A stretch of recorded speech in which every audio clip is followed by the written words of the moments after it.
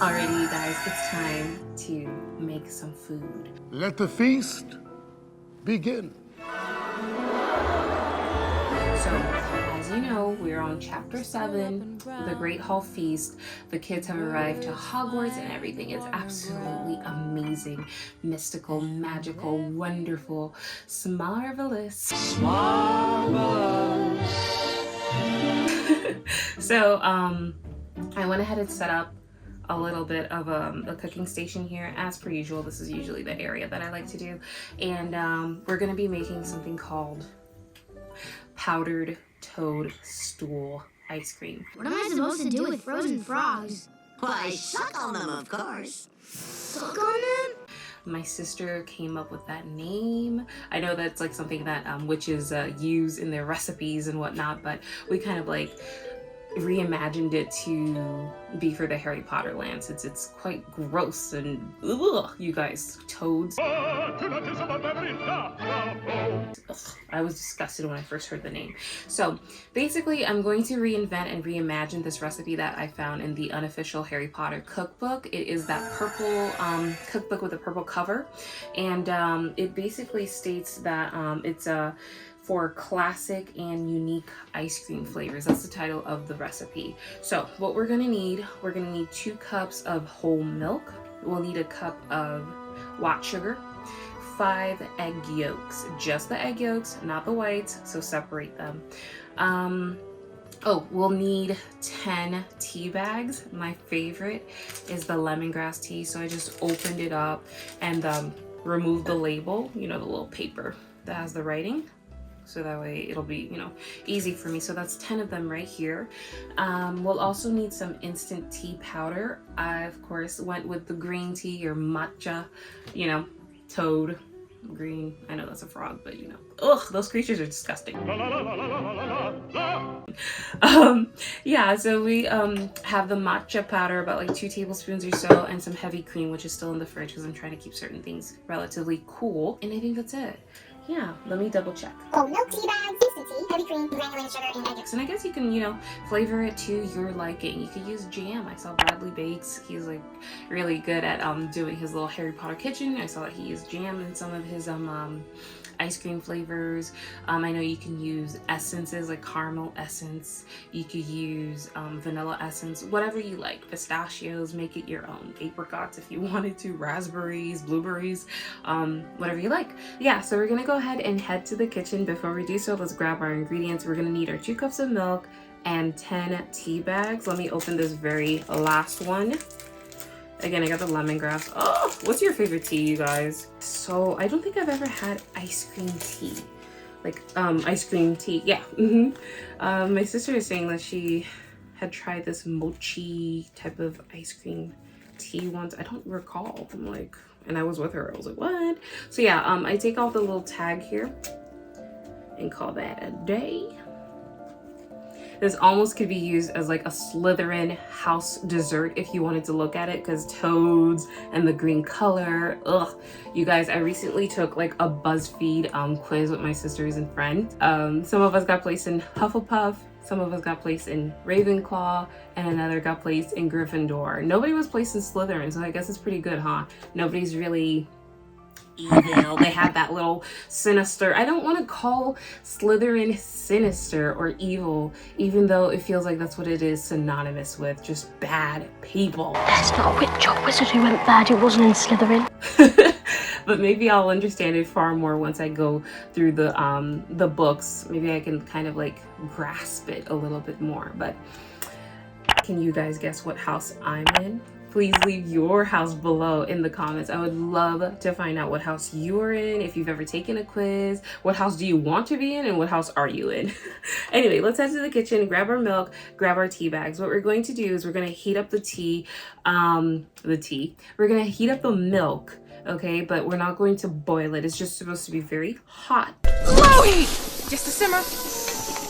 And then we're going to take it off the heat, and after we do so, we're going to place our 10 tea bags of your liking into the vessel and just let it steep for about 10 minutes. And we're going to put about 2 tablespoons of our instant tea powder, and again, we're using matcha, so to give it that little special touch.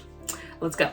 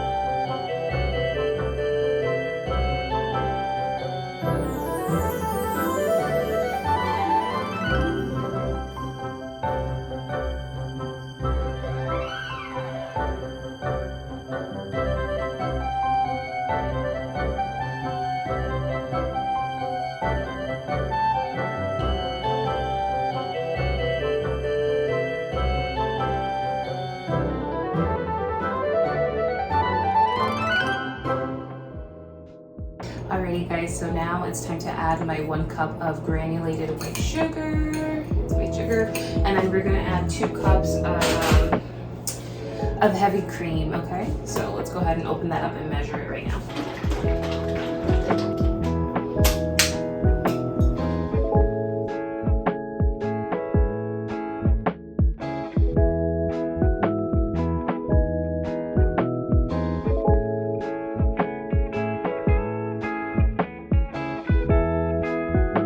Look at that color. Now we're just gonna start whisking that together constantly on medium heat.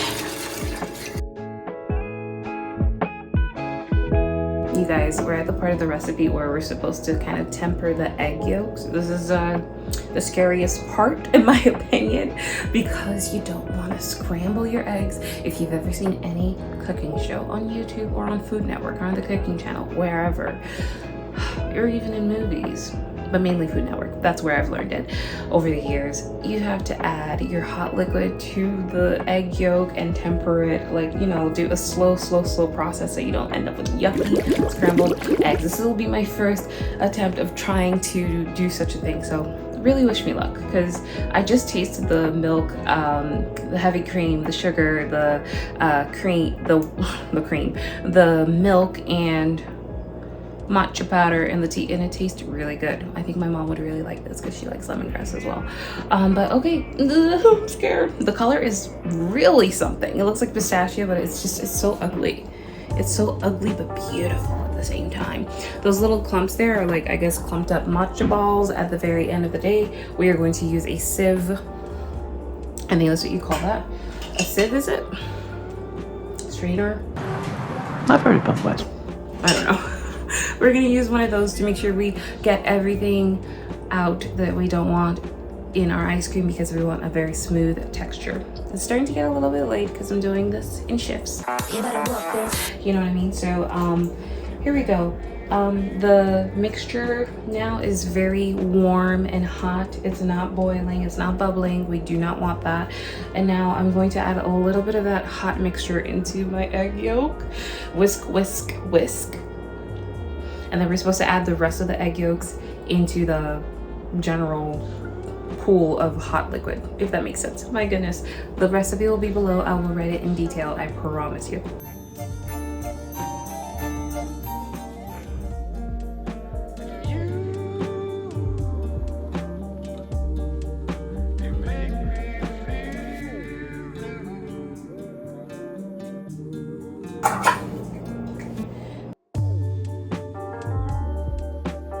Careful, SpongeBob! SpongeBob, careful! Careful, SpongeBob! Careful, SpongeBob! Careful, SpongeBob! Careful, SpongeBob! Come on, son. Oh, well done, Harry. Well done.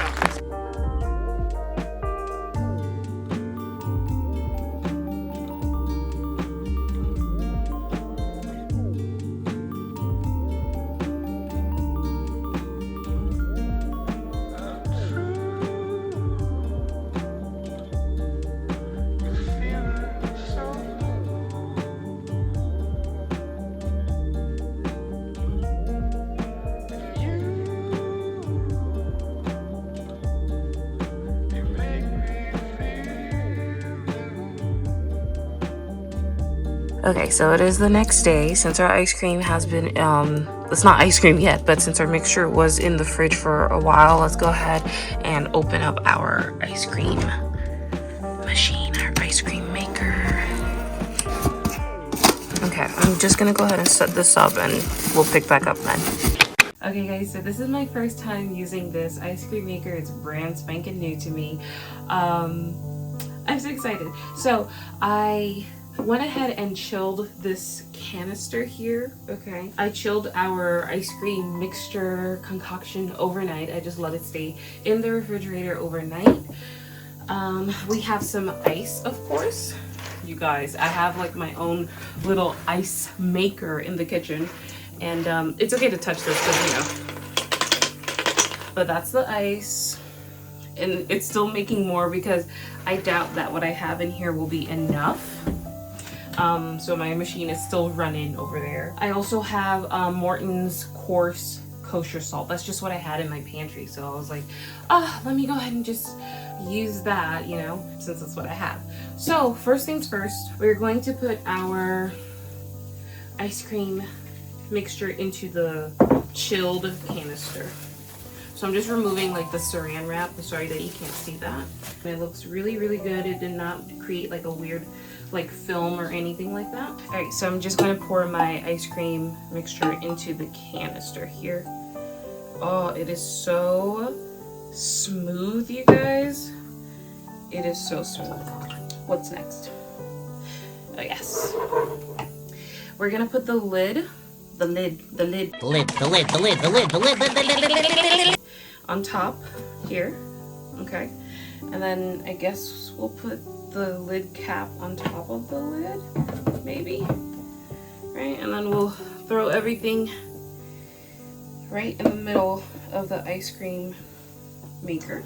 And now, although I don't have enough ice, I'm still going to get the process started. It's just that I have to like dump out what ice I've been creating all morning and just put it in this bowl so that way the little ice maker can continue creating ice, because the moment that it's full, it will stop, which is, you know, a cool little automatic feature. But yes, so let's just dump some ice all around here. And then there's also one more thing. With this particular ice cream maker, there seems to be a little drainage hole right here. Boop. And you're not supposed to add ice and salt past that, or else of course it's gonna leak. So just wanted to point that out to you for my specific one. I don't know if the one that you might be using would do so. Okay, so let's add our ice. Oh, it's so not enough ice. But that's okay. I'll be coming back to add more ice as you usually would. And then I'm gonna add maybe like half a cup of salt. This is so cool. The last time I made ice cream was with my mom years and years and years ago when I was a kid. That looks about like half a cup. And I haven't made like homemade ice cream in such a long time. So I'm really, really hoping this works out. I can't stand when you work so darn hard on a recipe and on a creation and it just flops. Like, you guys, if you saw my Turkish Delight attempt for my Narnia vlog, I will link it, of course. It just did not work out. It did not settle. Something happened with the amalgamation and the cohesiveness of the chemicals, I guess. And something happened with the gelatin, the gelatin for sure. I think that was the problem. But yeah, it really sucks. But hopefully this ice cream turns out all right. And oh my gosh, my hair, I feel like it's totally giving Hermione vibes a little bit. It's all like poofy and whatnot, so I think that's pretty funny. So we're gonna add the rest of our ice. Woo. And that's it. It's not enough. It's not enough. Let me kind of gauge for you guys how much ice. I have like ice all the way up to here, but I need it more like all the way up to here. So ice is down here, give or take, and I need it up here, but that's okay. I'm making more ice as we are speaking. We're gonna add some more salt, about like half a cup or so. Close that up. I hate actually using salt for this because it's so like critical. Like, I was reading this book once, you guys, not Harry Potter related, but it's called Alas Babylon by Pat Frank, I think that's his name. And it was like this nuclear apocalyptic scene that really happened in like I think it was Naranja, Florida, somewhere in Florida, and you guys, supplies were limited, and one of the things that was like that always stuck out to me in that book was salt. They were so desperate just for salt. I was like, oh yeah, salt is, you got table salt in your cabinets, you know. And it's just something that, you know, you don't necessarily think about, but like, oh my gosh, for that apocalyptic kind of setting, it's like salt was critical. So I'm like a little bit not too happy that I have to use salt, and I know that I knew this before I started this project, that I would have to use salt in that fashion. I just think it's a little bit of a waste, but I understand that it is, you know, a component that helps with the freezing. So right now we're gonna add our motor head right on top of the canister. I don't know, like this doesn't seem like, what is this for? Maybe it's not. Like, I just took off the canister cap, by the way, so that way the motor head could fit properly, like with all my concentration. Okay, great.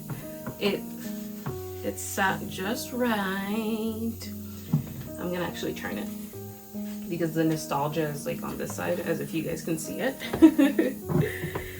And it looks like when you plug it in, it just automatically was running, because I plugged it in early. I was like, whoa, is there a button? So it's kind of like plug in, plug off, plug in, and plug out. Okay, so let me go ahead and plug this in right now so we can start churning our ice cream.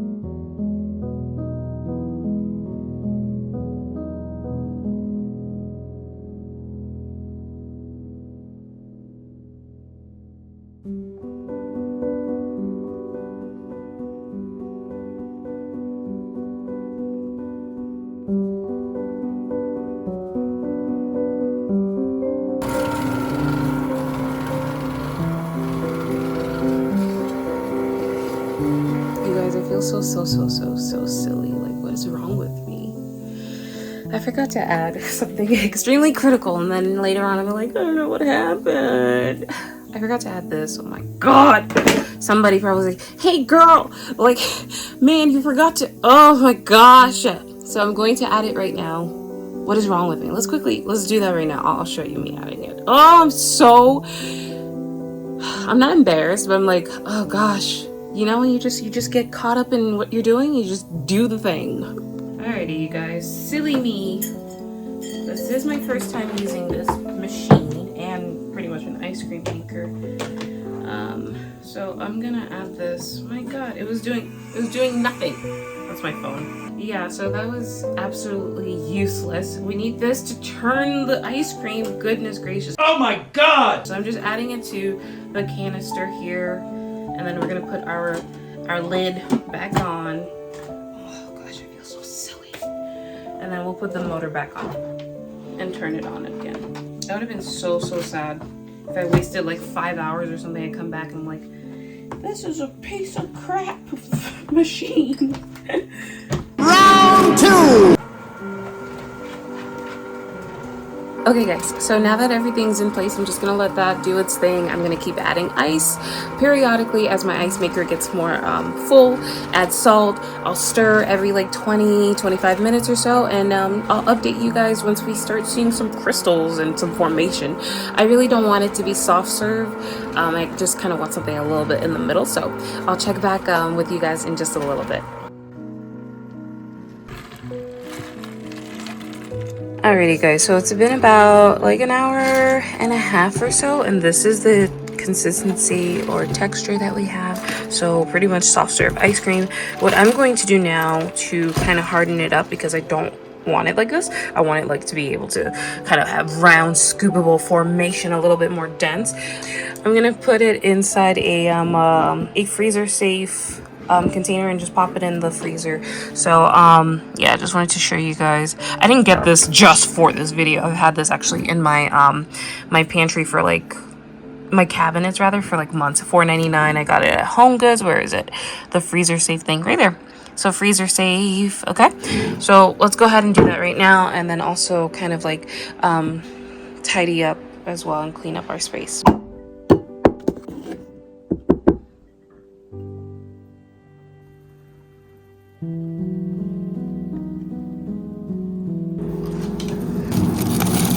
So it's been a couple of hours. Yes, I still have the label. sticker on. My sister would be totally upset about that right now. She hates that. I just never remove stickers and stuff. Ugh. I will though for this. It's quite unseemly. But let's go ahead and open her up and see how it is. Oh. It worked!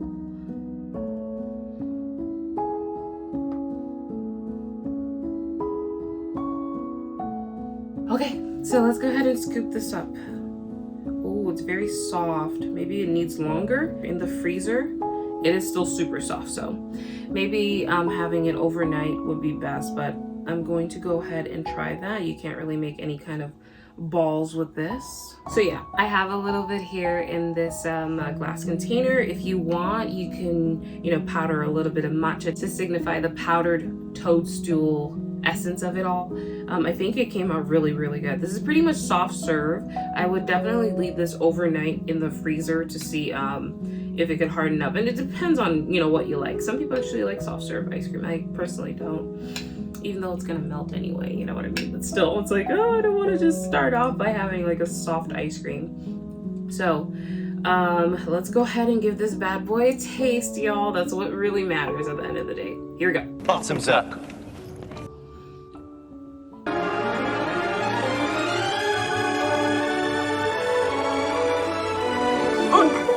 She didn't realize it was frozen. Well, we should take that much too. Oh, this is pretty good, you guys. Yes! It's quite delicious. It's sweet and it's smooth. It has like a little special something about it. You can add chocolate chips to this. You can add cookies, fruit, maybe some strawberries, but it really does taste like lemongrass and green tea. I can really taste the green tea in this. I just used 2 tablespoons, mind you. But yeah, this is a very special ice cream, and I think the kids at Hogwarts would totally love this. And to kind of like jazz it up for the adults, I would just maybe splash some kind of a liqueur or some kind of alcohol, like my brandy. I want to try a little drop of brandy. A little drop of brandy for Rippy Tippy. In there, to give it even more of like a special flavor. But it's so good, you guys. It really is. Like, it's very delicious. I can taste the lemongrass and I can taste the green tea. Which professor do you think this would most suit? I'm gonna close this up, but honestly, 10 out of 10. It's quite delicious. It wasn't too difficult to make whatsoever, and I feel like this is like a very special flavor that you can serve at dinner parties. I don't know if anybody has ever really made a lemongrass ice cream flavor, but this one is really delicious, and I highly recommend that you guys try it if you enjoy lemongrass tea, of course, and of course green tea too.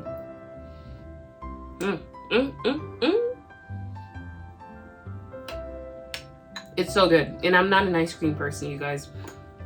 The other day I was telling my sisters when I was visiting them that I just don't like ice cream because it just makes me so nauseous and just I get grossed out by ice cream now. And one of my sisters was like, she was so sad. She was like, who are you? Who are you? Like, where's my sister? I was like, you grow in and out of things as you get older. I think it's so funny. But she was like, she was so disappointed. It's like, it's almost like saying that you don't like tacos anymore. And I was like, what? What? I could never say that. And she was like, now you see what I mean. Puta, you're right. So yeah, and I really am not an ice cream person these days, but I think I'm gonna be experimenting with ice cream over the summer. Maybe even try like a malt one or a strawberry ice cream. It's nothing new. Many people have made ice cream flavors over the years, but I could definitely try to make my own little concoctions and creations.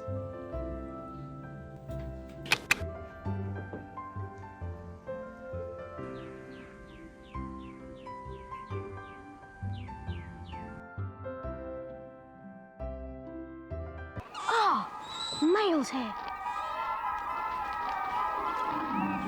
Okay, so you guys, the IKEA people are going to be coming relatively soon. As you can see, I went ahead and pretty much cleared here out. You don't have it before, but here it was pretty bad. With a bunch of stuff like groceries and boxes and just, you know, things that usually pile in front of a house. This is the front door if you didn't know. And these are some boxes that I just have to go ahead and get rid of and put them downstairs. I have to clear out this table, put away all this stuff here. I have things for like future videos, but yeah, my life is going to be disturbed for God knows how long, because again, there are a bunch of like, you know, supply chain issues. So I don't even know when I'll get the rest of the parts for what I need. So like a fridge is coming, a stove is coming, The red capes are coming. cabinets, a sink, a bunch of stuff is coming. I don't even know if it's gonna all fit here. I just made enough space. I think that should be good enough, but who knows? We'll see how it all goes, you know? Wish me luck. Hi. Hello. Yeah, I do. You can come on in.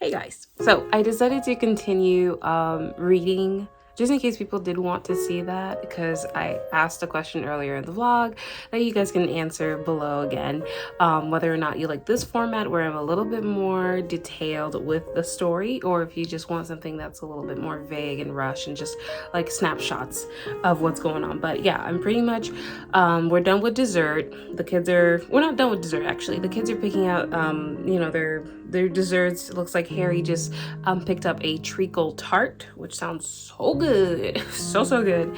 And now Seamus is about to talk. So as Harry helped himself to a treacle tart, the talk turned to their families. "I'm half and half," said Seamus.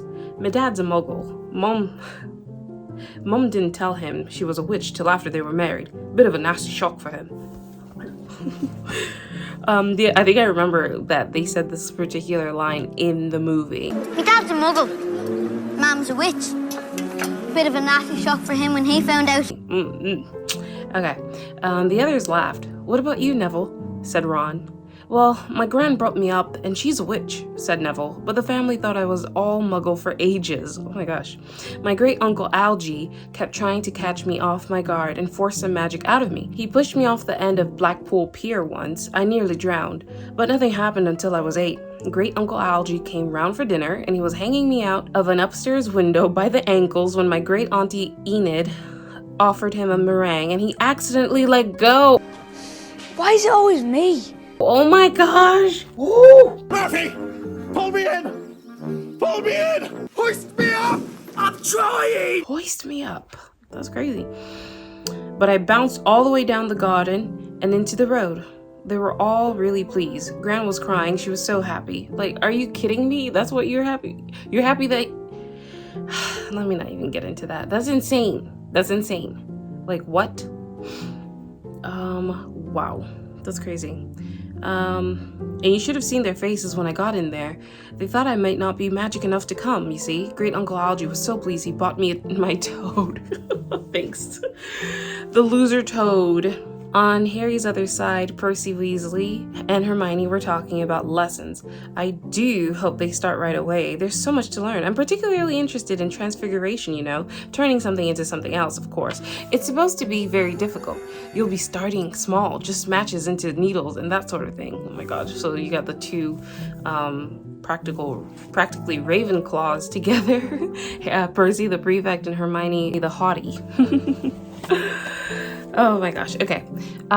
So Harry, who was starting to feel warm and sleepy, looked up at the high table again. Hagrid was drinking deeply from his goblet. Professor McGonagall was talking to Professor Dumbledore.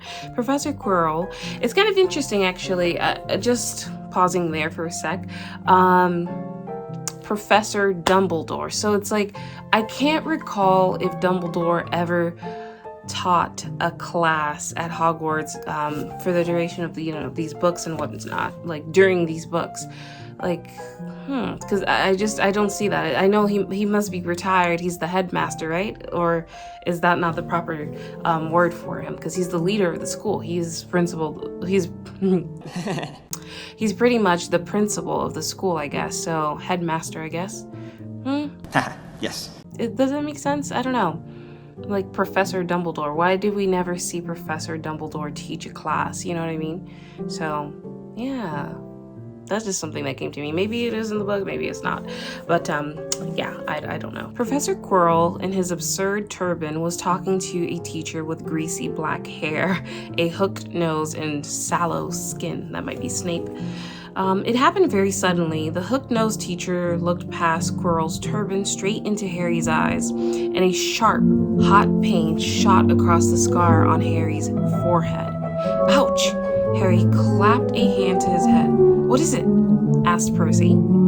The pain had gone as quickly as it had come, harder to shake off the feeling Harry had gotten from the teacher's look, a feeling that he didn't like Harry at all.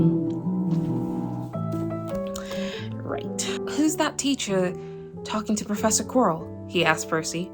Oh, you know Quirrell already, do you? No wonder he's looking so nervous. That's Professor Snape. He teaches potions, but he doesn't want to... Everyone knows he's after Quirrell's job. Knows an awful lot about the dark arts, Snape. Harry watched Snape for a while, but Snape didn't look at him again. At last, the desserts too disappeared, and Professor Dumbledore got to his feet again. The hall fell silent. Just a few more words now that we are all fed and watered. I have a few start-of-term notices to give you. First years should note that the forest on the grounds is forbidden to all pupils. Any few of our older students would do well to remember that as well. Dumbledore's, I knew it. Dumbledore's twinkling eyes flashed in the direction of the Weasley twins. I have also been asked by Mr. Filch, the caretaker. Filch is the one with the cat, I think, right? I have also been asked by Mr. Filch, the caretaker, to remind you all that no magic should be used between classes in the corridor. Oh my gosh, in the corridors. Quidditch trials will be held in the second week of the term. Anyone interested in playing for their house teams should contact Madam Hooch. And finally, I must tell you that this year, the third floor corridor on the right-hand side is out of bounds to everyone who does not wish to die a very painful death. Harry laughed, but he was one of the few who did. He's not serious, he muttered to Percy. Must be, said Percy, frowning at Dumbledore. It's odd because he usually gives us a reason why we're not allowed to go somewhere. The forest's full of dangerous beasts, everyone knows that. I do think he might have told us prefects at least. And now, before we go to bed, let us sing the school song, cried Dumbledore. Harry noticed that the other teachers' smiles had become rather fixed. Dumbledore gave his wand a little flick as if he was trying to get a fly off the end, and a long golden ribbon flew out of it, which rose high above the tables and twisted itself snake-like into words. "Everyone pick their favorite tune," said Dumbledore, "and off we go." Oh my gosh. And the school bellowed. I have no idea how the song goes except for the very, very, very beginning. So here we go. Ahem. Are you ready? Are you ready? Here we go. Hogwarts, Hogwarts, Hoggy, Hoggy, Hogwarts. Oh, it doesn't have Hoggy, Hoggy. Uh-oh. Oh, okay. Hogwarts, Hogwarts, Hoggy, Warty, Hogwarts, teach us something, please.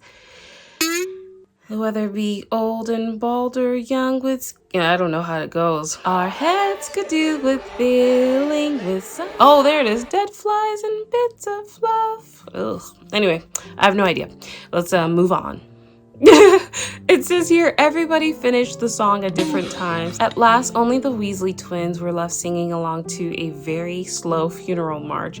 Dumbledore conducted their last few lines with his wand, and when they had finished, he was one of those who clapped loudest. "Ah, music," he said, wiping his eyes.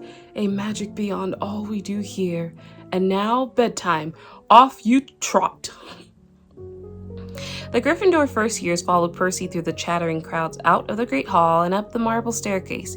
Harry's legs were like lead again, but only because he was so tired and full of food. He was too sleepy even to be surprised that the people in the portraits along the corridors whispered and pointed as they passed, or that twice Percy led them through doorways hidden behind sliding panels and hanging tapestries. They climbed more staircases, yawning and dragging their feet, and Harry was just wondering how much farther they had to go when they came to a sudden halt. A bundle of walking sticks was floating in mid-air ahead of them, and as Percy took a step toward them, they started throwing themselves at him. Peeves! Here goes that name. It was Peeves, wasn't it? It was the second time I've seen that name. Peeves. Okay, here we go. I've never heard of Peeves in the films. My sister said that, that was a kind of a major character that they left out, so I don't know. I'm finding out. Oh, it's a poltergeist. So Percy goes, "Peeves!" Percy whispered to the perverse ears. "A poltergeist." He raised his voice. "Peeves, show yourself." A loud, rude sound like the air being let out of a balloon answered, "Do you want me to go to the Bloody Baron?" There was a pop and a little man with wicked dark eyes and wide mouth appeared, floating cross-legged in the air, clutching the walking sticks. "Woo," he said with an evil cackle. "Ickle firsties, what fun." He swooped suddenly at them. They all ducked. "Go away, Peeves, or the Baron'll hear about this. I mean it," barked Percy. Peeves stuck out his tongue and vanished, dropping the walking sticks on Neville's head. They heard him zooming away, rattling coats of armor as he passed. "You want to watch out for Peeves," said Percy, as they set off again. "The Bloody Baron's the only one who can control him. He won't even listen to us prefects. Here we are."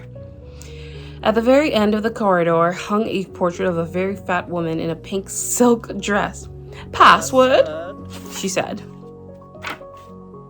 "Caput Draconis," said Percy, and the portrait swung forward to reveal a round hole in the wall.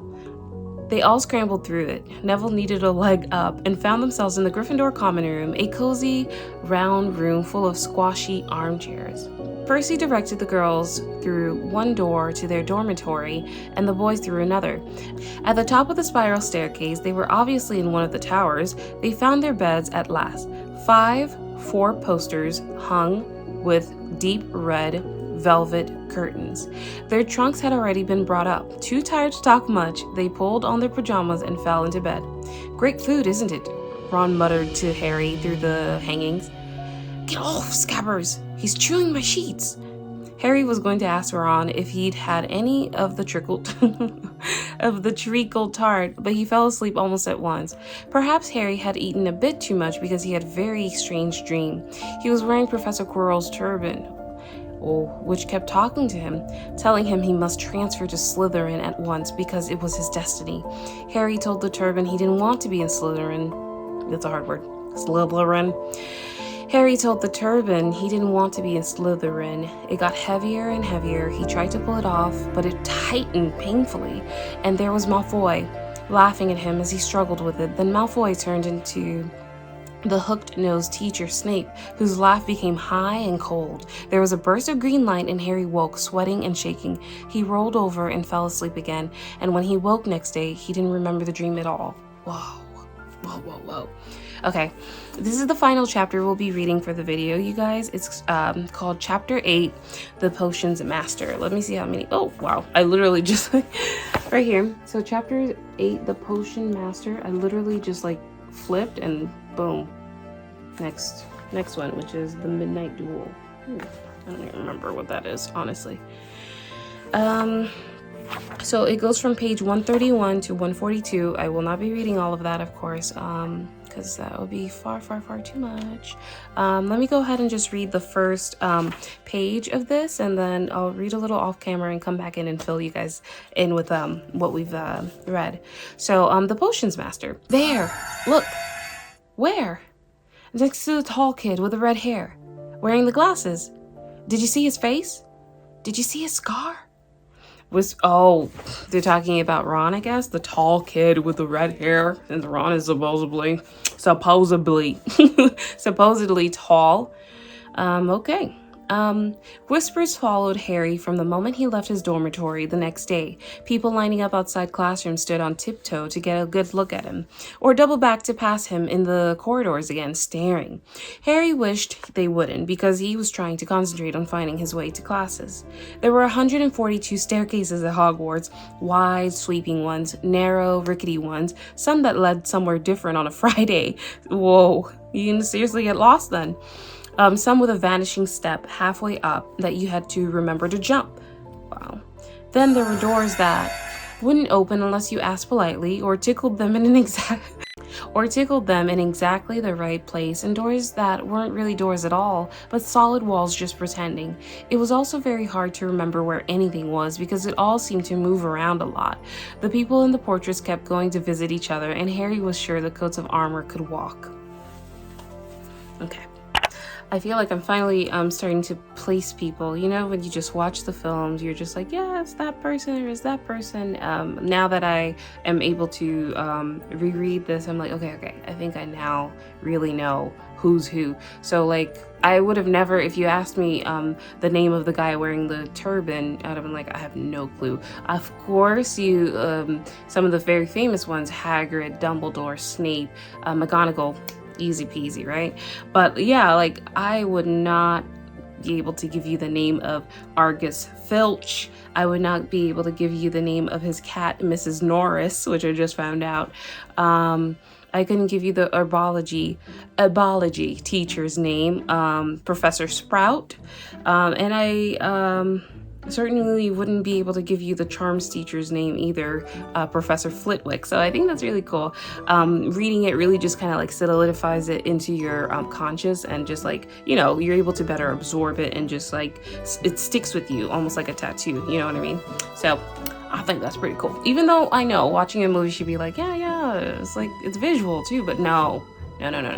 Something about reading is different.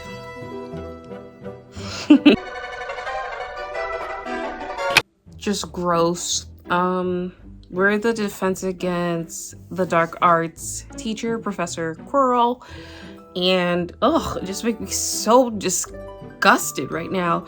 He's talking about all these not psychotic, but all these crazy adventures that he has done in his past, and from this like strong smell of garlic to ward off a vampire that he had met in Romania and that he was afraid would be coming back to get him. That's not a problem. That's not why my face was like that. To basically where he acquired his turban, and it says that it was given to him by an African prince as a thank you for getting rid of a troublesome zombie. Seamus Finnegan went ahead and asked him, how did you fight off the zombie? And Quirrell, he just went pink and just started talking about the weather. And then this is the line. I was like, oh, this is disgusting. Oh, disgusting. Again. What? Okay. They had noticed, meaning the kids had noticed, that a funny smell hung around the turban. I am so like, I'm like, literally like I'm shaking, you guys. I can't. Oh. You see, this is another thing that I did not know. It was just so cool that Snape was in charge of the Slytherin. I can't say that word. It's the THs. I just have such a difficulty. But Snape is head of the Slytherin house, and McGonagall is head of Gryffindor house. That's so cool. Oh my gosh. Oh, it looks like Harry's getting a letter from Hedwig. Well, no. Well, I don't know. It says here, just then the mail arrived. Harry had gotten used to this by now, but it had given him a bit of a shock on the first morning when about 100 owls had suddenly streamed into the Great Hall during breakfast, circling the tables until they saw their owners and dropping letters and packages onto their laps. Hedwig hadn't brought Harry anything so far. She sometimes flew in to nibble his ear and have a bit of toast before going off to sleep in the owlry with the other school owls. This morning, however, she fluttered down between the marmalade and the sugar bowl and dropped a note onto Harry's plate. Harry tore it open at once. It said in a very untidy scrawl, "Dear Harry, I know you get Friday afternoons off, so would you like to come and have a cup of tea with me around 3? Oh, okay. I was like, who is this? Who is this? I was like, don't tell me it's Quirrell, you know? Like writing, I don't know, a note to him. I want to hear all about your first week. Send us an answer back with Hedwig. Hagrid." Don't you just love Hagrid? Oh my gosh. Okay. Since there's some dialogue coming up, I would like to read it with you guys. So Harry, he, said yes to Hagrid's invitation to have tea. Now, he's happy to do so because apparently the potions lesson turned out to be one of the worst things that had happened to him so far. So at the start of the term banquet, Harry had gotten the idea that Professor Snape disliked him. By the end of the first potions lesson, he knew he'd been wrong. Snape didn't dislike Harry. He hated him. Potions lessons took place down in one of the dungeons. It was colder here than up in the main castle, and would have been quite creepy enough without the pickled animals floating in glass jars all around the walls. Snape, like Flitwick, the little short wizard charms teacher, I guess, started the class by taking the roll call, and like Flitwick, he paused at Harry's name. Ah, yes. No, I can't do that voice. Ah, yes, he said softly. Harry Potter, our new celebrity. Draco Malfoy and his friends Crabbe and Goyle sniggered behind their hands. Snape finished calling the names and looked up at the class. His eyes were black like Hagrid's, but they had none of Hagrid's warmth. They were cold and empty and made you think of dark tunnels. You are here to learn the subtle science and exact art of potion making. You're here. I don't know. How do you do that Snape voice, guys? You are here to learn. No, that's too nasally. Obvious. You are here to learn the subtle science and exact art of potion making, he began. He spoke in barely more than a whisper, but they caught every word. Like Professor McGonagall, Snape had the gift of keeping a class silent without effort. Yeah, I do like that. That's pretty cool.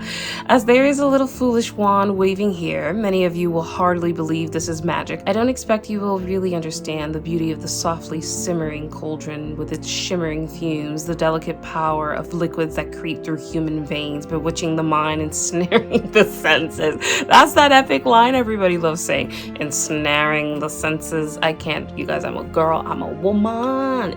I can't make that voice. Ensnaring the senses, I don't know.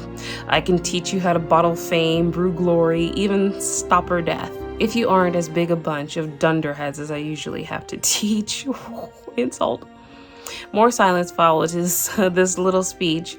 Harry and Ron exchanged looks with raised eyebrows. Hermione Granger was on the edge of her seat and looked desperate to start proving that she wasn't a dunderhead. Potter, said Snape suddenly. What would I get if I added powdered root of... Of course, Hermione's like, me! Pick me! Oh my God. Potter, Snape suddenly said. What would I get if I added powdered root of asphodel to an infusion of wormwood? Powdered root of what to an infusion of what? Harry glanced at Ron, who looked as stumped as he was. Hermione's hand had shot into the air. I don't know, sir, said Harry. Snape's lips curled into a sneer. Fame clearly isn't everything. He ignored Hermione's hand. Let's try again, Potter. Where would you look if I told you to find me a bazaar? Hermione stretched her hand as high into the air as it would go without her leaving her seat, but Harry didn't have the faintest idea what a bazaar was. He tried not to look at Malfoy, Crabbe, and Goyle, who were shaking with laughter. I don't know, sir. Thought you wouldn't open a book before coming, Potter? Like, I cannot stand when professors like that are like this. It's like, yeah. Harry forced himself to keep looking straight into those cold eyes. He had looked through his books at the Dursleys, but did Snape expect him to remember everything in 1,000 magical herbs and fungi? Snape was still ignoring Hermione's quivering hand. What is the difference, Potter, between Monk's Hood and Wolfsbane? At this point, Hermione stood up, her hand stretching toward the dungeon ceiling. Oh my gosh. I don't know, said Harry quietly. I think Hermione does, though. Why don't you try her? Ooh. I don't know. Okay, a few people laughed. Harry caught Seamus's eye, and Seamus winked. Like, oh, good one. Good one, Potter. Snape, however, was not pleased. Sit down, he snapped at Hermione. For your information, Potter, Asphodel and Wormwood make a sleeping potion so powerful it is known as the Drought of... Is it drought or draft? Draft. You guys recall? D-R-A-U-G-H-T. Well, how do you pronounce that? Draft. D-R-A-U-G-H-T. The Draft of Living Death? The Drought of Living Death? I'm gonna say draft, since I learned that in my Narratives of Medicine video. If you guys ever want to see that video, I'll link it. Do what you will with that. A bazaar is a stone taken from the stomach of a goat, and it will save you from most poisons. As for Monk's Hood and Wolfsbane, they are the same plant, which also goes by the name of aconite. Well, why aren't you all copying that down? There was a sudden rummaging for quills and parchment. Over the noise, Snape said, "And a point will be taken from Gryffindor House for your cheek, Potter." Ooh. Everyone loves a rebel, Harry. Damn. Things didn't improve for the Gryffindors as the potions lessons continued. Snape put them all into pairs and set them to mixing a simple potion to cure boils. He swept around in his long black cloak, watching them weigh dried nettles and crushed snake fangs, criticizing almost everyone except Malfoy, whom he seemed to like.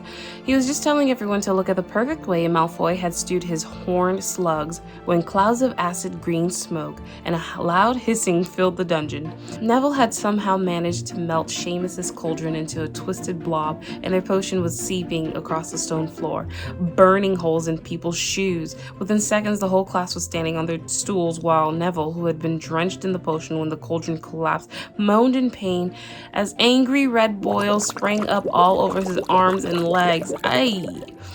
Idiot boy, snarled Snape, clearing the spilled potion away with one wave of his wand. I suppose you added the porcupine quills before taking the cauldron off the fire. Neville whimpered as boils started to pop up all over his nose. Take him up to the hospital wing, Snape spat at Seamus. Then he rounded on Harry and Ron, who had been working next to Neville. You, Potter. Why didn't you tell him not to add the quills? Thought he'd made you look good if he got it wrong, did you? That's another point you lost to Gryffindor! Ah! Stop! That's so aggravating. Like, really? That's what I... Yeah, That was my plan, to have the kid end up with boils and sores, just so that way I wouldn't look foolish. Are you insane?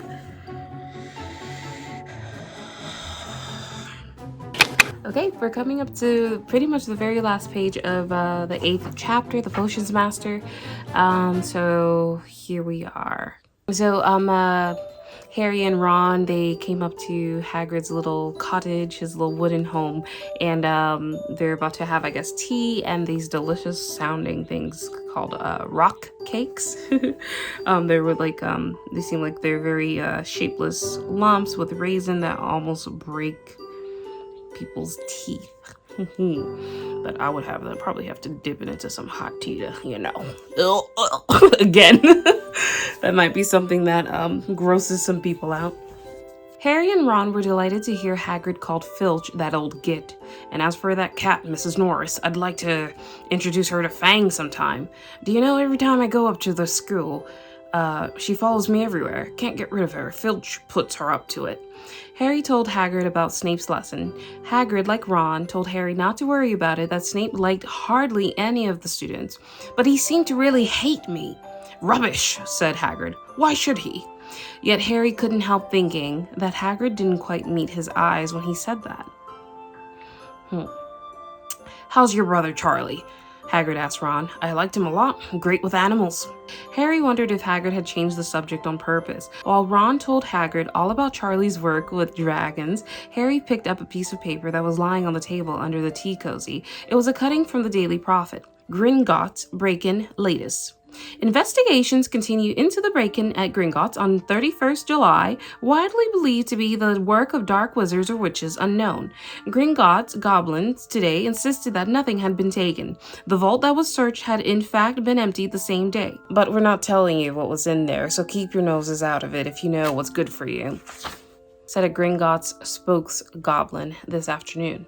Harry remembered Ron telling him on the train that someone had tried to rob Gringotts. But Ron hadn't mentioned the date. Hagrid, said Harry, that Gringotts break-in happened on my birthday. It might have been happening while we were there. There was no doubt about it. Hagrid definitely didn't meet Harry's eyes this time. He grunted and offered him another rock cake. Harry read the story again. The vault was searched had in fact been emptied earlier that same day. Hagrid had emptied Vault 713, if you could call it emptying, taking out that grubby little package. Had that been what the thieves were looking for? As Harry and Ron walked back to the castle for dinner, their pockets weighed down with rock cakes. They'd been too polite to refuse. Harry thought that none of the lessons he'd had so far had given him as much to think about as tea with Hagrid. Had Hagrid collected the package just in time? Where was it now? And did Hagrid know something about Snape that he didn't want to tell Harry? So the next one is Chapter 9, The Midnight Duel. We're going to stop right here. This was so much fun. Oh my gosh. I really hope you guys enjoyed this video as much as I did. I absolutely loved reading this in more detail and just like giving you my true reactions to the story. I think there's just so much to see, and there's like so much more. We're only at the beginning. I absolutely loved reading and giving you kind of like my first reactions to more of the details and bits and pieces of the story. I absolutely loved it this time around because it was just more in depth. If you guys like that format, please let me know below with a comment and a like, a thumbs up, you know, and I'll do it that way. If not, then we'll find a happy medium. But oh my gosh, it's starting to get late now. I'm literally going to have some of that green tea, lemongrass, powdered toadstool ice cream for supper. It is so good. It truly was just, it was magnificent. Like, it tasted like lemongrass. It was so creamy. It was so good. Oh my gosh, you guys. Yeah, and it was very easy to do. What took me so long was, you know, filming it, but it was so quick. I could see that being done literally in like 30 minutes, honestly, 30 to 45 minutes, if even. But yeah, I had a ton of fun. Definitely try out that recipe if you found it interesting, because it was quite tasty and delicious. But yeah, I will catch you guys in my next one, where I will continue reading the Sorcerer's Stone, the Philosopher's Stone, and we'll do maybe another 3 or 4 chapters, and we'll make our way to the end of the book, and we'll get more details, and you guys will see my reaction. Thank you so much for watching, and I will see you in my very next one. Bye.